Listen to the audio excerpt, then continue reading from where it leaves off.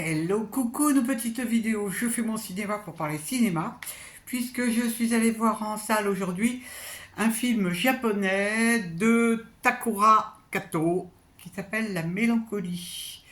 Je vous débriefe très vite fait l'histoire. Une jeune femme qui est mariée, mais qui ne travaille pas, mène une vie plutôt tranquille, et cette jeune femme a un amant.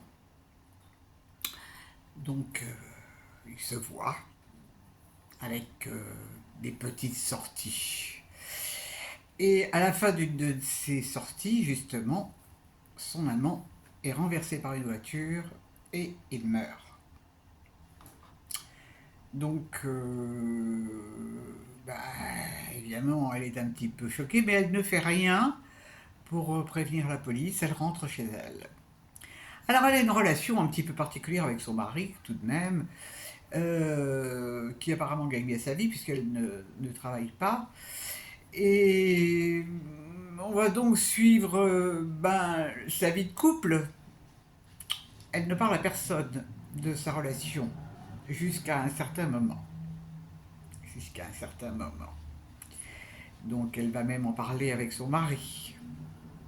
C'est intéressant. Je ne vous raconte pas la fin.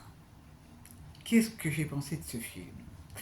Alors pour moi c'est une surprise.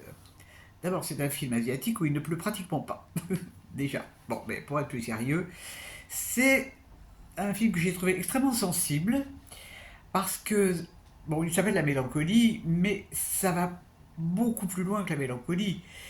Euh, c'est filmé de telle manière, c'est souvent en vase clos d'ailleurs, des petits appartements. Y a- on étouffe en fait dans ce film et on comprend que les moments qu'elle partage avec son amant, c'est des moments d'évasion, d'ailleurs souvent en grand air. On comprend pourquoi. C'est vraiment très particulier comme ville. Et donc cette femme va avoir un cheminement. Bon, elle est triste parce qu'on va apprendre qu'elle aimait cet homme, mais elle va avoir du punch, elle a du courage, et donc c'est vraiment un film qui est touchant, mais pas gna gna gna du tout. Il y a des dialogues entre elle et son époux qui sont profonds. Ça fait réfléchir sur la vie de couple, sur une fois de plus, la relation du couple, c'est pas évident, la relation avec la famille, la relation avec les ex, la relation avec les enfants des ex. Il y a plein de petites choses comme ça qui sont abordées dans ce film. Et vraiment, j'ai été prise par l'atmosphère de ce film. L'actrice qui joue est très bien. Elle est vraiment très très bien. Bon, extrêmement sobre, un rôle qui fait qu'elle doit crier youpi.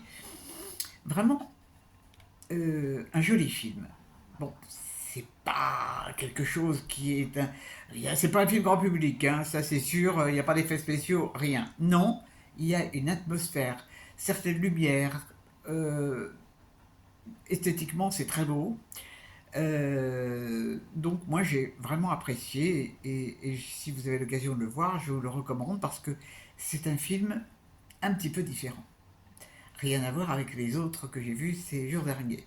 Mais bon, il faut changer, c'est ça le cinéma, c'est ça le cinéma. Alors j'étais agréablement surprise parce que, bon, Paris est désert, je me répète un peu, mais dans la salle il y avait beaucoup de monde. Donc c'est quand même un film qui attire l'attention des Parisiens. Tant mieux, tant mieux, tant mieux. Voili, voilou. Bon, alors en ce qui concerne le week-end à venir, là je pense que je vais me réfugier sur les plateformes parce qu'en salle, il n'y a rien qui soit dans mon secteur. La semaine prochaine, il y aura certainement Trapp que j'irai voir parce que je me demande ce que ça donne. Mais sinon, on va attendre. On va attendre. Voili, voilou. Eh ben, j'espère que vous êtes tous en pleine forme. Et je vous dis salut, salut, à la prochaine pour parler cinéma ou autre.